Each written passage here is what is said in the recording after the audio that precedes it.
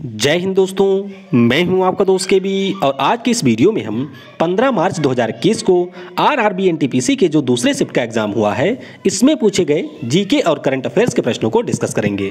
तो आज के अगर हम लोग इस प्रश्न पत्र की बात करते हैं तो 15 से 20 क्वेश्चन ऐसे रहे जो कि डायरेक्टली यहाँ पर रिपीट हुए हैं। कई सारे क्वेश्चन ऐसे भी रहे हैं जो कि हम लोगों के एक्स्ट्रा फैक्ट से भी पूछे गए हैं। तो आप कह सकते हैं कि जीके का जो यहाँ पर सेक्शन रहा है वह अपेक्षाकृत आसान रहा था। तो आइए देख लेते हैं कि किस प्रकार के प्रश्न आज के दूसरे शिफ्ट में यहाँ पर पूछे गए हैं। तो पहला प्रश्न यहाँ पर पूछा गया कि भारत में जो सेफ्टी वाल्व की थ्योरी है इसको किसने दिया था। तो सेफ्टी वाल्व थ्योरी है क्या? देखिए 1885 में 28 दिसंबर के दिन एलन ऑक्टेवियन ह्यूम के द्वारा इंडियन नेशनल कांग्रेस यानी कि कांग्रेस पार्टी की स्थापना की जाती है। तो उसी के बारे में लाला लाजपत राय जी ने बताया था कि इसको एक सेफ्टी वाल्व के रूप में यूज किया गया था अंग्रेजों के द्वारा। यानी कि मुख्य रूप से इनका उद्देश्य ये था कि जो भारतीयों के मन में असंतोष है उस असंतोष को हम लोग कम करेंगे इस कांग्रेस पार्टी के माध्यम से। तो इसी के बारे में लाला लाजपत राय जी ने बताया था कि यंग इंडिया नाम का जो पेपर है उसमें 1916 में। तो ये ध्यान रखिएगा कि कांग्रेस पार्टी की स्थापना से ये संबंधित है और लॉर्ड डफरिन उस समय हमारे वायसराय थे जब कांग्रेस पार्टी की स्थापना की गई थी। फिर एक प्रश्न आपका रिपीटेड है कि 2019 में यूनाइटेड नेशन कन्वेंशन जो आपका हुआ था क्लाइमेट चेंज के ऊपर COP25 ये किस देश में आयोजित किया गया था? तो ये स्पेन की राजधानी मैड्रिड में आयोजित किया गया था। तो ये आपको याद रखना है। इससे पहले भी ये 2 से 3 बार पूछा जा चुका है। COP1 की अगर हम लोग बात करते हैं तो जर्मनी के बर्लिन में हुआ था, ये भी पूछा जा चुका है। COP21 तो बहुत ही ज़्यादा महत्वपूर्ण है जो कि फ्रांस के पेरिस में हुआ था। उसी प्रकार से अगर हम लोग यहाँ पर COP22 की बात करते हैं तो मोरक्को के माराकेश में हुआ था 2016 में। COP23 की बात करते हैं तो जर्मनी के बॉन में हुआ था ये। इसी प्रकार से COP24 की बात करें तो पोलैंड के कटोविस में 2018 में। और COP26 आपको जरूर याद रखना है जो कि इस साल आयोजित किया जाएगा यूके के ग्लासगो में। तो ये सारे COP हैं, इनके बारे में आपको याद रखना है। और यहाँ पर कई सारे लोग खुश हो जाते हैं जब पेपर आ जाता है आसान। तो मैं आपको बता दूँ अगर आपका पेपर टफ आए तो समझ लीजिए यहाँ पर आपके लिए बढ़िया ही है, क्योंकि एनटीपीसी का जब पेपर समाप्त हो जाएगा उसके बाद में असली खेल शुरू होगा नॉर्मलाइजेशन का। जिस प्रकार से आपने देखा होगा कि एसएससी में बहुत सारे लोग 200 में 200 नंबर पाके सेलेक्ट नहीं हुए हैं, उसी प्रकार से हो सकता है कि आपका पेपर बहुत आसान आ जाए और आपके अच्छे मार्क होने के बाद में आपका CBT 2 में सिलेक्शन ना हो। तो इसीलिए बिल्कुल ये मत बनाइए कि पेपर बहुत ज़्यादा आसान आए, मनाइए कि पेपर आपका मीडियम लेवल का हो या फिर आपका थोड़ा सा हार्ड ही पेपर हो। इससे आपको ज़्यादा बेनिफिट होने वाला है अगर आपकी तैयारी अच्छी है तब।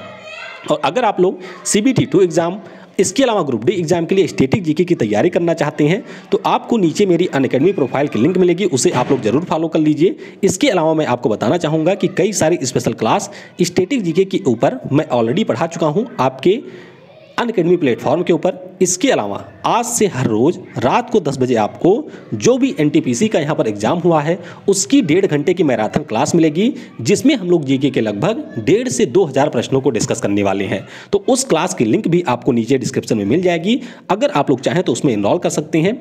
उसमें हम लोग केवल थ्योरी सेक्शन को डिस्कस करेंगे और उसके अलावा उसमें आपको फ्री PDF भी मिलेगा, यानी कि क्लास के बाद में आप PDF भी ले सकते हैं जिससे आप यहाँ पर जीके की तैयारी को और बेहतर बना सकें। तो लिंक आपको नीचे दिया गया है, क्लास में इनरोल आप जरूर कर लें। अगर आप अनअकैडमी के माध्यम से किसी भी एग्जाम की तैयारी करना चाहते हैं तो आप इसके प्लस सब्सक्रिप्शन को परचेज कर सकते हैं। कोड यूज करिएगा मेरा KV10, इससे आपको 10% का डिस्काउंट मिल जाएगा। इसके अलावा अगर आप हमारे क्लास में इनरोल करते हैं तो वहाँ पर भी अगर आपसे कोड पूछा जाए तो KV10 आपको इंटर करना है। तो ध्यान रखिएगा, क्लास में आना बिल्कुल भी मत भूलिएगा। अगला प्रश्न पूछा गया कि अनुच्छेद 21 किससे संबंधित है? तो ये प्रश्न पहले भी पूछा जा चुका है। प्राण और दैहिक स्वतंत्रता से संबंधित है अनुच्छेद 21। इसके अलावा ध्यान रखिएगा अनुच्छेद 21A के बारे में जो कि 86वें संविधान संशोधन 2002 के द्वारा शामिल किया गया था। इसमें हमारे देश में जो 14 वर्ष से कम आयु के बच्चे हैं उनके लिए फ्री और अनिवार्य शिक्षा का प्रावधान किया गया था। फिर एक प्रश्न पूछा गया कि परम 8000 जो कि हमारे यहाँ का सुपर कंप्यूटर है इसको किस वर्ष लॉन्च किया गया था? तो याद रखिएगा 1990-91 में इसको लॉन्च किया गया था। तो ये आपको ध्यान रखना है। वैसे अगर हम लोग विश्व के पहले सुपर कंप्यूटर की बात करते हैं तो यह 1964 में लॉन्च हुआ था। इसका नाम है CDC 6600। क्या नाम है? CDC 6600। वर्तमान में अगर हम लोग दुनिया के सबसे तेज सुपर कंप्यूटर की बात करें तो ये जापान का है फगाकू। क्या है? जापान का ये है फगाकू। इसके अलावा आपको ध्यान रखना है कि जो हमारे सुपर कंप्यूटर होते हैं इनका प्रयोग अंतरिक्ष यात्रा में, मौसम की भविष्यवाणी में या फिर ग्राफिक्स में किया जाता है। तो ये सारी चीज़ें भी आपको ध्यान रखनी है कि भारत का जो पहला कंप्यूटर है उसका नाम है HEC 2M ये स्थापित किया गया था कोलकाता के भारतीय सांख्यिकी संस्थान में।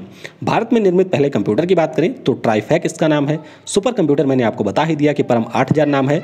और अगर आपसे पूछा जाए कि भारत का सबसे तेज सुपर कंप्यूटर कौन सा है, तो अभी तक तो था प्रत्यूष, लेकिन पिछले साल परम सिद्धि AI सबसे तेज सुपर कंप्यूटर बन गया है, जिसका निर्माण हमारे यहाँ पर सीडेक के द्वारा एनवीडिया कंपनी के साथ में मिलकर के किया गया है। तो ये भी आपसे पूछा जा सकता है।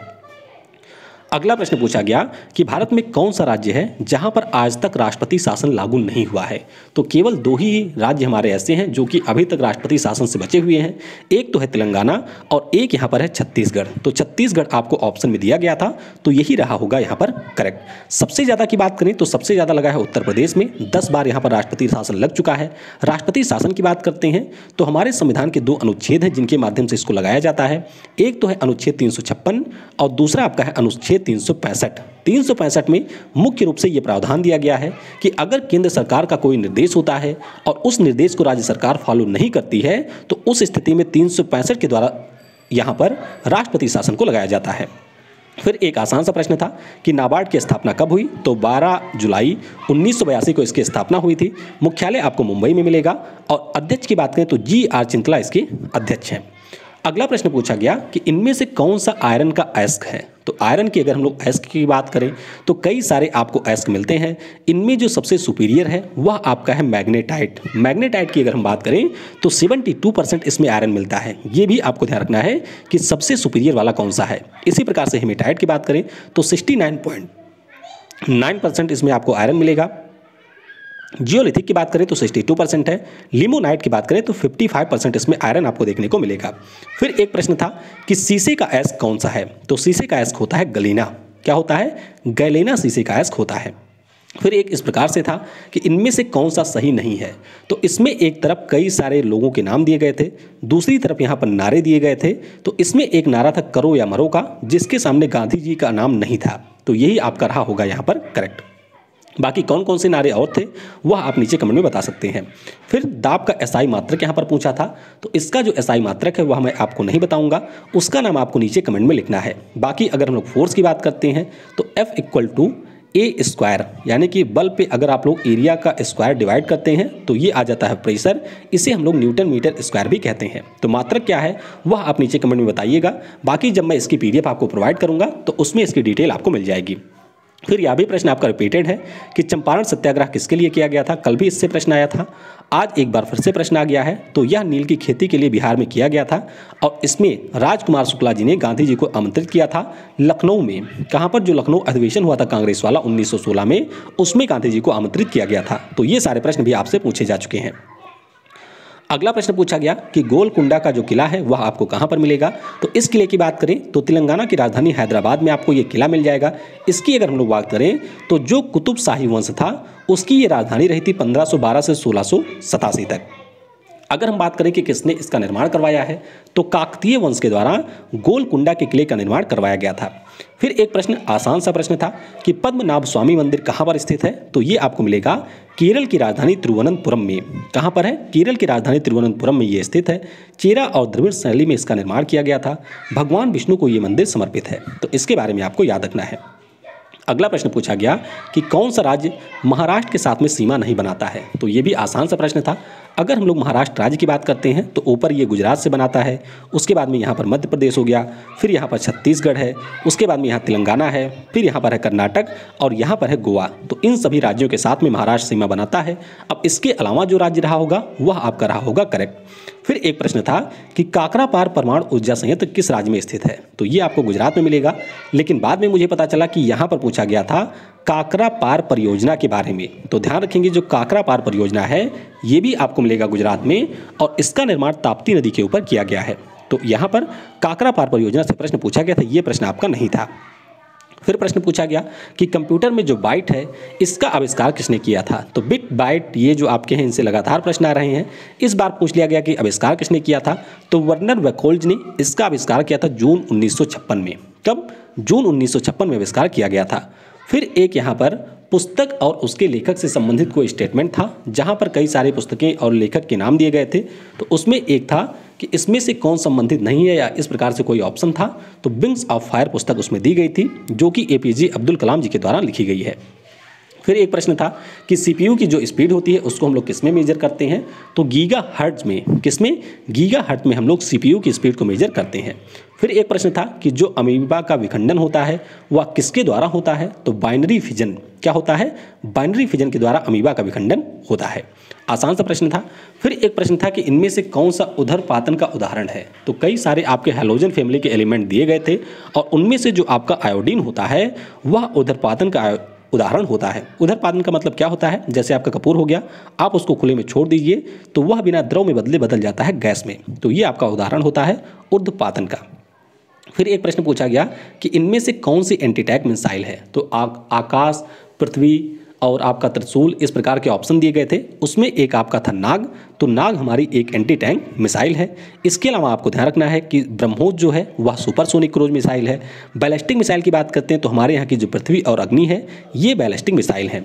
फिर एक इस प्रकार से रीजनिंग का प्रश्न था कि उड़ना अगर आकाश में होता है तो रेंगना कहाँ पर होगा, तो रेंगना आपका होगा भूमि के ऊपर।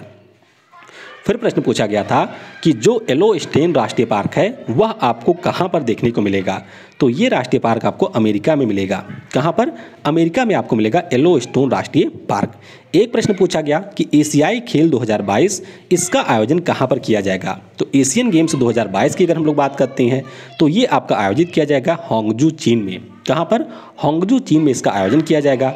इससे पहले पूछा जा चुका है कि 2018 वाला कहाँ पर हुआ था, तो याद रखेंगे जो 2018 में हुआ था वह आपके इंडोनेशिया के पैलमबर्ग में हुआ था, जकार्ता और पैलमबर्ग में हुआ था। 2000 अगर आपसे 26 वाला पूछ लिया जाए तो जापान के नागोया में इसका आयोजन होगा। 2030 वाले की बात करें तो कतर की राजधानी दोहा में होगा और 2034 वाले की बात करते हैं तो ये आपके सऊदी अरब की राजधानी रियाद में आयोजित किया जाएगा। तो ये सारे आपको याद रखने हैं। वैसे एशियन गेम्स की बात हुई है तो आप कॉमनवेल्थ के बारे में भी ध्यान रखिएगा। इसका जो आयोजन है वह 2022 में कहाँ पर होगा, तो इसका आयोजन किया जाएगा बर्मिंघम इंग्लैंड में। कहाँ पर? बर्मिंघम इंग्लैंड में इसका आयोजन किया जाएगा। अगर आपसे ये पूछ लिया जाता है कि 2018 में कॉमनवेल्थ गेम्स कहाँ पर हुआ था, तो इसके बारे में आप ये ध्यान रखेंगे कि 2018 वाला जो है वह आपके ऑस्ट्रेलिया में हुआ था। कहाँ पर? ऑस्ट्रेलिया में हुआ था। तो सुबह आपसे पूछा गया था वो ओलंपिक से, इस टाइम आपसे पूछ लिया गया एशियन गेम्स से प्रश्न। तो ये हमने जो आपके दूसरी शिफ्ट में प्रश्न पूछे गए थे उनको डिस्कस किया। अब आइए पहले शिफ्ट के क्वेश्चन जो मुझे बाद में मिले थे उनको हम लोग यहाँ पर डिस्कस करते हैं। तो जैसा कि मैंने आपको बताया था एक प्रश्न पूछा गया था इंग्लैंड ओपन से, तो प्रश्न ये था कि ऑल इंग्लैंड ओपन में जो पुरुष एकल का खिताब है वह किसने जीता, तो ये जीता था केंटो मोमोटा ने, जो कि आपके जापान के खिलाड़ी हैं। फिर एक प्रश्न था कि बांग्लादेश के जो मोहम्मद यूनिस हैं इनको किस क्षेत्र में नोबेल पुरस्कार दिया गया था, तो शांति के क्षेत्र में इनको नोबेल पुरस्कार मिला था 2006 में। कब? 2006 में पुरस्कार दिया गया था। एक प्रश्न पूछा गया था कि जो रामसर कन्वेंशन है वह किससे संबंधित है, तो आर्द्र भूमियों के संरक्षण से आपका रामसर समझौता संबंधित है। 2 फरवरी 1971 को यह साइन हुआ था और 1975 को रामसर समझौता लागू हुआ था। फिर एक प्रश्न था आसान सा कि संविधान का जो अनुच्छेद 17 है वह किससे संबंधित है, तो ये आपके अस्पृश्यता से संबंधित है, यानी कि अनटचेबिलिटी का अंत करता है अनुच्छेद 17। एक बहुत ही आसान सा प्रश्न था कि भारतीय राष्ट्रीय राजमार्ग प्राधिकरण की स्थापना कब हुई थी, यानी कि national highway authority of India की स्थापना कब हुई थी, तो इसकी स्थापना 1988 में हुई थी। एक प्रश्न पूछा गया कि नीरी का मुख्यालय कहाँ पर है, यानी कि national environment engineering research institute, full form इसका पहले भी पूछा जा चुका है, तो ध्यान रखेंगे आप लोग नीरी के बारे में। तो इसका जो मुख्यालय है वह आपको मिलेगा नागपुर में। कहाँ पर? नागपुर में इसका मुख्यालय है। इनमें से कौन सी महारत्न कंपनी है, तो महारत्न, नवरत्न, इससे लगातार प्रश्न पूछे जा रहे हैं। सुबह वाले शिफ्ट में भी पूछा गया, तो महारत्न कंपनी है आपकी भेल। भेल यहाँ पर ऑप्शन में था, यानी कि भारत हैवी इलेक्ट्रिकल्स लिमिटेड, तो ये यहाँ पर हो जाएगा करेक्ट। अगला प्रश्न पूछा गया कि सुक्रोज में जो कार्बन होता है उसके कितने परमाणु होते हैं, सुक्रोज यानी कि C12H22O6, तो कार्बन के परमाणुओं की बात करते हैं तो इनकी संख्या होती है 12। कितनी होती है? 12 इनके परमाणुओं की संख्या होती है। एक प्रश्न पूछा गया कि इनमें से कौन सा दर्रा है जो कि कुल्लू मनाली को आपस में जोड़ता है, तो कुल्लू मनाली को जोड़ता है रोहतांग दर्रा। कौन सा? रोहतांग पास इनको आपस में जोड़ता है।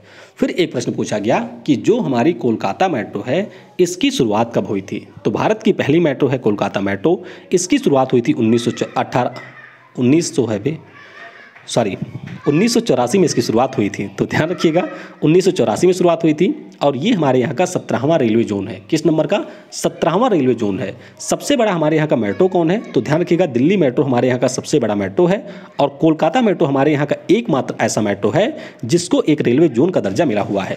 फिर एक प्रश्न पूछा गया कि इनमें से किस ग्लैंड में एंजाइम सबसे ज़्यादा होते हैं। तो ये इस प्रश्न का उत्तर क्या होगा मुझे एग्जैक्ट पता नहीं है, अगर आप में से किसी को पता है तो वह नीचे कमेंट में बता सकता है।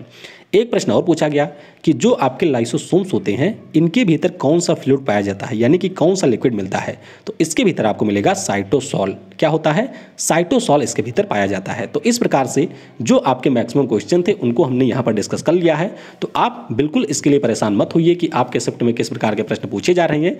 जितनी आपने तैयारी की है उसके हिसाब से आप यहाँ पर प्रश्नों को अटेम्प्ट करिए और मनाइए यही कि बहुत ही आसान शिफ्ट का प्रश्न आपको देखने को ना मिले, यानी कि बहुत आसान वाले शिफ्ट में आपका पेपर ना ही हो, तो वही आपके लिए अच्छा है। तो मिलते हैं फिर आज रात 10 बजे अनअकैडमी के ऊपर।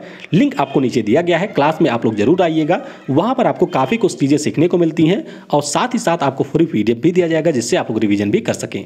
Thanks for watching. जय हिंद, जय भारत और सबसे ज़रूरी